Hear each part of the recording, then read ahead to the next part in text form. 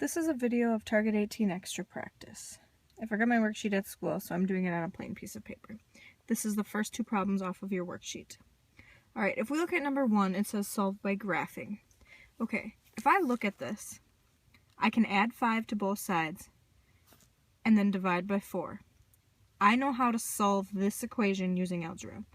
By adding 5 to both sides and then dividing by 4, I get x by itself, and my answer should be x equals 3. Okay, so yes, using algebra, we know how to do this. But Target 18, the whole point of Target 18 is to use an alternative method. We're using the method of graphing to solve the equation. Okay, so at the end of all of this, I should get x equals 3. Alright, so the way to do this is to separate this equation with the equal sign. Alright, and then we're going to treat it as two separate equations. We're going to treat it as y equals 4x minus 5, and we'll treat it as y equals 7. We know how to graph both of these. We've practiced graphing. Alright, so I'm going to look at this one. There's no x in it, so I just know I need to go on the y-axis. I need to go up 7, and I know it's a straight line. Okay, so I'm freehanding this, but you have a nice graph on your worksheet, so I'm going to say this is about x equals 7, y equals 7. That's about 7 up, okay? So now, I'm going to I'm going to go back and graph this. Y is by itself, so this is slope-intercept form. I know that negative 5 is my y-intercept, and I know that my slope is 4 over 1. So I go over here, and I'm going to go down 5, okay? And then my slope, like I said, was 4 over 1. So I'm going to rise 4, run 1, rise 4, run 1, rise 4, run 1, rise 4, run 1, okay? So now I have two separate graphs. So now when I'm solving this by graphing, I should have two graphs on every page. Now, let's look at this point of intersection. What point is it? The point is 3, 7. Now when you draw this on your graph, you'll be able to see that it's 3 over and 7 up. It's you'll be able, I'm just freehanding mine, which you shouldn't do because you wouldn't be able to do these problems without probably as easily without the coordinates, but I don't have my graph here. So okay, now if we go back to our original equation right here, there's only an x in it, okay? So we care about what value of x do I put in here to make this true.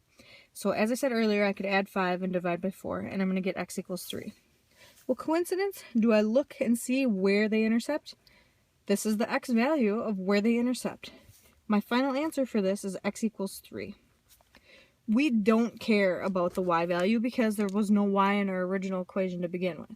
So all we care about is the x value because that's what we're solving for. We're solving for x. Okay? Now, let's go on to the next one, number 2. Again, if I wanted to solve this equation, I could add x to both sides, subtract 2 from both sides, and then I would solve for x, get x by itself, and that would be my answer to my equation using algebra. However, again, Target 18, the whole point of Target 18 is to use an alternative method of solving an equation. That's by graphing it. So just like before, we're going to separate it at the equal sign, and I'm going to have two different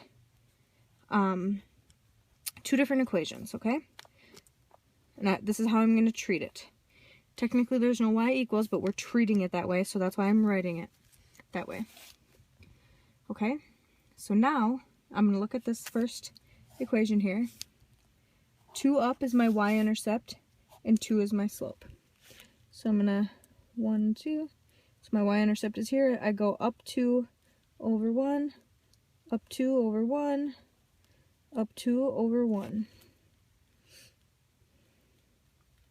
Okay, so I have, this is my first line here. And this will look much nicer on your graph because you actually have points and we'll be able to look at it. Alright, let's go to this next one. So now I have y equals negative x plus 11. So 11 is my y-intercept, so I'm going to go 11 up, and then this is saying, this negative here is saying going down 1 over 1, down 1 over 1. That's how I graph it, okay? So this is going to be up here. Down 1 over 1, down 1 over 1, down 1 over 1. Okay. Now, I'm freehanding this, so it might look like we know... Actually, I freehanded it all right. So this is the point where they intersect. So if you notice, 1, 2, 3, the point of intersection is going to be at 3... Oh, what is that? 3, 6 maybe? Okay, so that's my point of intersection.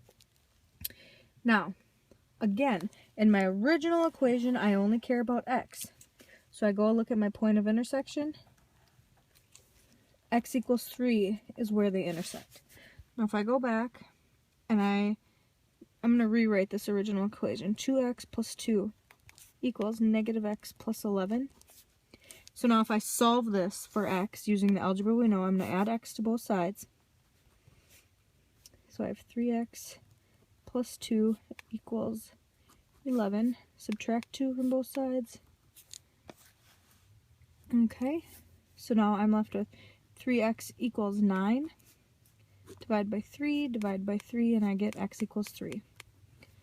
Okay, so does it match what I got up here? Yep, sure does.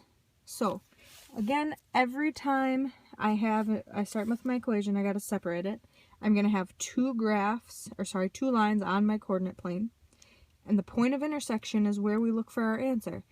But because we only have x in the original equation, x is all we care about. And my answer is x equals 3. Okay, so you should always get the same answer if you were to solve it algebraically or graphically.